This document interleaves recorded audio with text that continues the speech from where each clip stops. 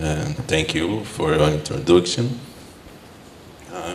I'm here to present this talk that entitled A Comparison of Maximum Likelihood Classifier and Object-Based Method for Land Use, Land Cover Classification in the Brazilian Amazon based on multiple sensor. This work was done by me, Sidnei, by Freitas and Dutra from National Institute for Spatial Research, and for Lu, Lee, and Moran from ACT Indiana University.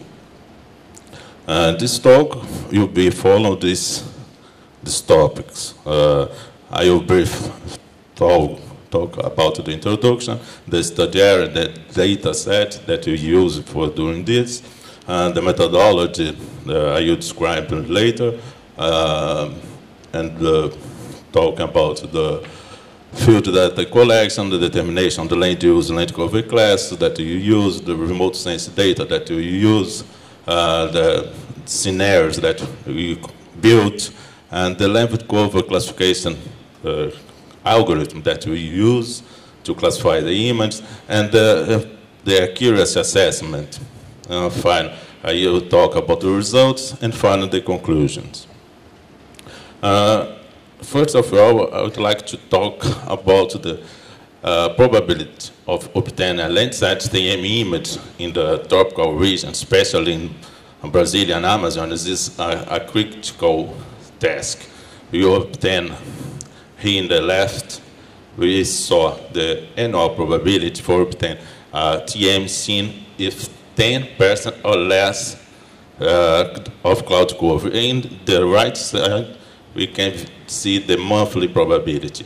So you can see that there are with lowest probability of obtaining image without cloud cover. So cloud cover is a problem, a big problem when we work with optical image in tropical regions. But, however, we have to monitoring this area. You have to need monitoring this area, constant monitor. And now you have to use optical sensor that extremely sensitive to atmospheric condition, and they suffer about the intense cloud cover of this Brazilian area. So the use of microwave sensors seems to be a good solution, an initial solution to work with this. Besides the cloud cover, problem of cloud cover, we have in the Amazon region, we have different scenarios and complex scenarios. Several types of forests, like primary forest, degraded forests, forest under exploitation, burned areas, cattle areas, pest, bare soil, crops like rice, soybean, areas of deforestation, and so on. So, taking into account these problems of cloud cover and different scenarios, the aim of this work is to try to answer these four research questions. Can radar data help the classification task? Do data integration techniques improve land use and land cover classification? Here, integration, optical and microwave integration, means that our fusion and combination that I will explain later. Are the results dependent on the integration technique?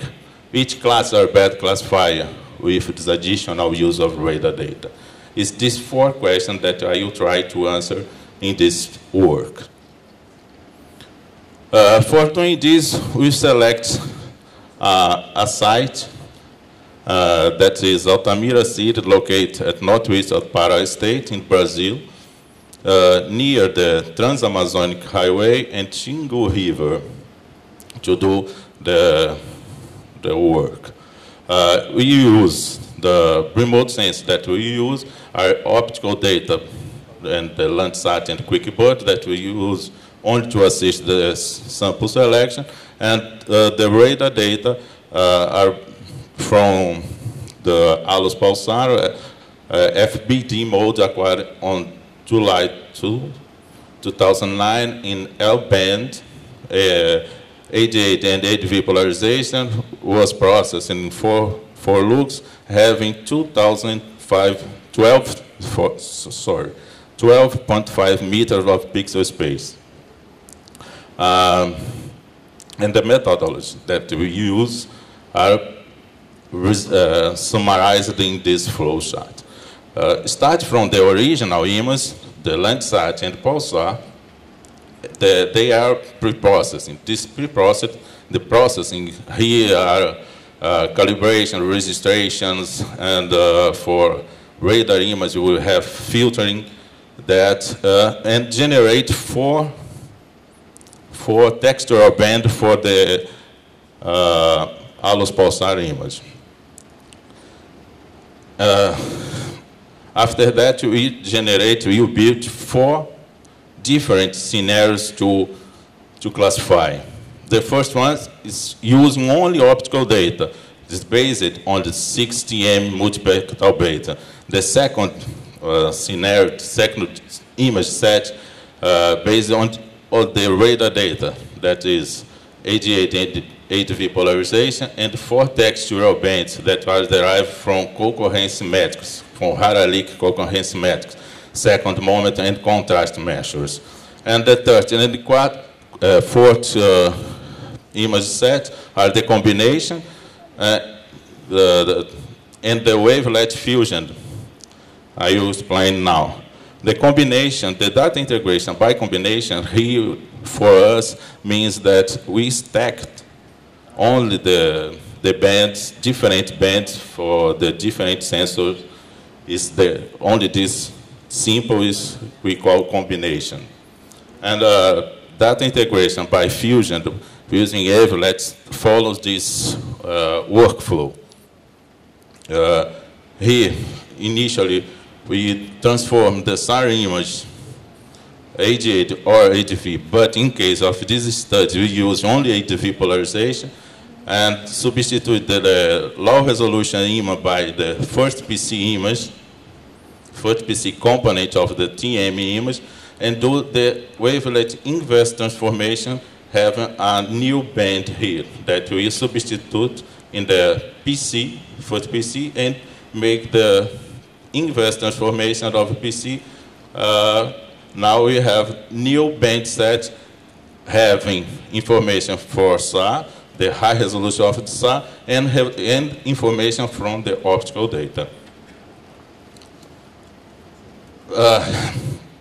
Having these four data sets, you classify using maximal likelihood classifier and object classifier. These classifiers are supervisors, so they need training and test sample to work. This sample were collected using field information and a quick bird image that was used only to select this image, the sample, sorry. Here we define 10 classes, 3 kinds of forest, knowing upland, flood, and liana forest, 3 classes of secondary section vegetation, the initial, intermediate, and advanced, agro-pasture class that include parasoil, pastures, crops, and so on, and 3 classes of non-vegetated lands, water, wetland, and urban class. After that, you have classified these 4 sets, this data, 4 image sets, and measure the accuracy of this, assess this accuracy by the confusion metrics and the ints derived from that metrics. Here is the first result that we obtained based on overall accuracy, and the kappa coefficient is the same, the results. We can see that here the classification by maximum likelihood and here from object-based classifier. The first thing that we can see that is the result of classifying using only the radar data is the worst. It's the worst result that we have. Another kind, maximum likelihood can provide reasonable, good classification result when the data set meets the normal distribution requirements. Here is in the TM and wavelet fusion. You can see other wavelet fusion, the results is similar using the maximum likelihood and the UBC. So we can conclude for these results that there is an appropriate method to integrate optical and radar data. That's the fusion, wavelet fusion, because the classification results are superior to all them in OBC and MLC. The results presented by OBC and the MLC are quite similar, not so different. So I will talk more about the MLC classification. Here we can see the confusion metrics for the TM and the wavelet fusion data. This circle area are proportional to the probability having these metrics. Here we could see the wavelet fusion improve this classification of upland forest, this liana forest, SS1 class, the initial secondary succession, the advanced secondary succession, and agropasture. Otherwise, they diminish the confusion here in these two classes, SS1 and AGP. We saw that. Looking at these methods, we could conclude that doing the wavelet fusion is good to classify the image in the region.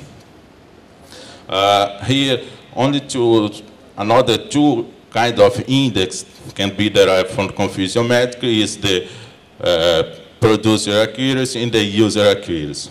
But here in this presentation, we will unify these two by making the product. And here we can see the comparison of the classification by the TM and the wavelet using the product, the user and the producer accuracy product. And here we can see the improvement that the fusion made on the classification. So you can see that SS1 was the best improved, has the best improved, followed by the liana forest, agropasture, and second succession intermediate. Again,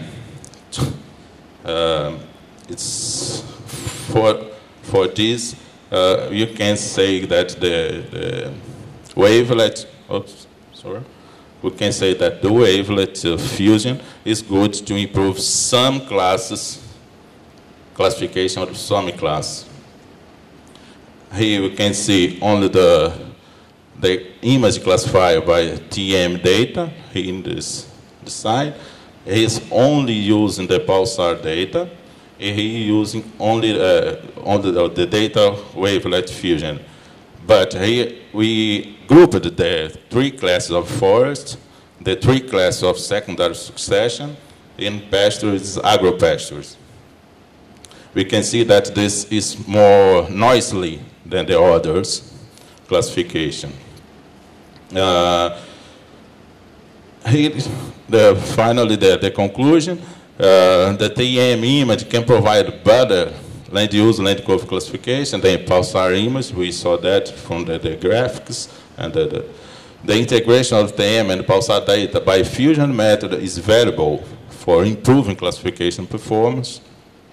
The maximum likelihood has stable results for different data sets and is often the fourth choice when the time is constant for the land use, land cover classification. Is the simple classifier. If the multi-source data are used, maximum likelihood is a good choice because it requires normal distribution. Data fusion of TM and radar that improve classification for both classification algorithms presented here. And the object-based classifier reduce noise peaks and improve forest classes with complex forest standard structure, especially SOS1 class. So, this present to you. Thank you very much for your attention, and I'd like to thank this FAPESP, CAPS, NPQ, and NSF project, and Jacques for the support of this work. Thank you very much.